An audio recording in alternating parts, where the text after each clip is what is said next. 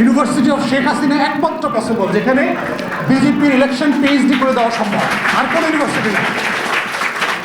এই অভিজ্ঞতা ভারত সরকার, ভারত রাষ্ট্রে আর কারো কোনোদিন ছিল না। এটা প্র্যাকটিক্যালি পসিবল না। একমাত্র সম্ভব হয়েছে আমাদের মাননীয় পদচ্যুত পলাতক প্রধানমন্ত্রী দিল্লিতে থাকবার কারণে। তিনি সরাসরি ক্লাস নিতে পারতেছেন, যেটা অন্য কোনো ইউনিভার্সিটি থেকে মোদির পক্ষে এই ক্লাস নেওয়া, এটা শেখা তার পক্ষে সম্ভব না। ইউনিভার্সিটি অফ শেখ হাসিনা একমাত্র পসিবল যেখানে বিজেপির ইলেকশন পিএইচডি করে দেওয়া সম্ভব, আর কোনো ইউনিভার্সিটি নেই।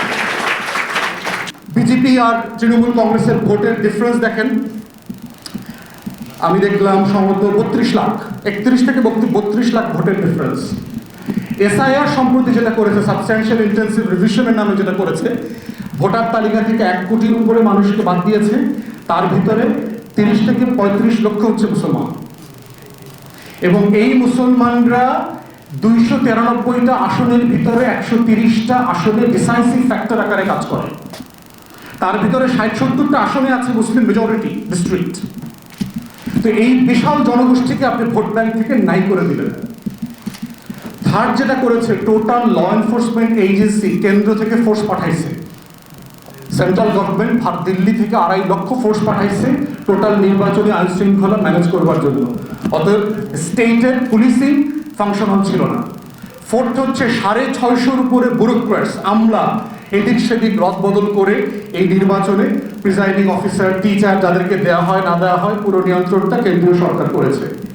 তাহলে এক্স্যাক্টলি দেখেন, যদি 14, 18 এবং 24-এর 3টা পিএইচডি কোনো প্রধানমন্ত্রীর না থাকে, এই লেভেলে মোদিকে অ্যাডভাইস করার মতো এক্সপার্ট প্রশান্ত কুমারেরও নাই। এটা সিম্পলি প্র্যাকটিক্যাল না। এটার জন্য যে লেভেলের অভিজ্ঞতা দরকার নির্বাচন করার, এই অভিজ্ঞতা ভারত সরকার, ভারত রাষ্ট্রে আর কারো কোনোদিন ছিল না। এটা প্র্যাকটিক্যালি পসিবল না। একমাত্র সম্ভব হয়েছে আমাদের মাননীয় পদচ্যুত পলাতক প্রধানমন্ত্রী দিল্লিতে থাকবার কারণে। তিনি সরাসরি ক্লাস নিতে পারতেছেন, যেটা অন্য কোনো ইউনিভার্সিটি থেকে মোদির পক্ষে এই ক্লাস নেওয়া, এটা শেখা তার পক্ষে সম্ভব না। ইউনিভার্সিটি অফ শেখ হাসিনা একমাত্র পসিবল যেখানে বিজেপির ইলেকশন পিএইচডি করে দেওয়া সম্ভব, আর কোনো ইউনিভার্সিটি নেই। তাহলে এইটা শুধুমাত্র ইলেকশন মানে ইঞ্জিনিয়ারিং আকারে পড়লে চলবে না। এইটার জন্য দেখতে হবে যে আমার রাজনৈতিক প্রশ্ন এখানে কোন দল জিতেছে, এবং সবাই আলোচনা করতেছে বিজেপি জিতেছে এত সিট, ওই সিট, মমতা এত বছর ক্ষমতায় ছিল, ক্ষমতা হারাইছে এই সিট। কিন্তু এর ভয়ঙ্কর দিক হচ্ছে যে হিটলারের নাৎসি বাহিনী আপনার সীমান্তে এসে পৌঁছে গেছে। And as a nation you are in sleep. কোথাও কোনো তর্ক নাই। এখানে তো একটা ভয়ঙ্কর ঘটনা ঘটতেছে। এটা তো একটা দল না, বিজেপি, যেটা আমার আগে ভাই বলে গেছে। বিজেপি কিন্তু দল আকারে দেখবার সুযোগ নেই তো। It's not a political party, it's a fascist organisation. Hindutva আর টোটাল আইডিয়া সাভারকার, গোলওয়াকার, বালথাকারের লেখা পড়লে, বঙ্কিম, হিন্দু মহাসভা, শ্যামাপ্রসাদ মুখার্জি, এই টোটাল বলয়ের চিন্তা হচ্ছে নির্মূল, এক্সটারমিনেশন অফ দ্য আদার।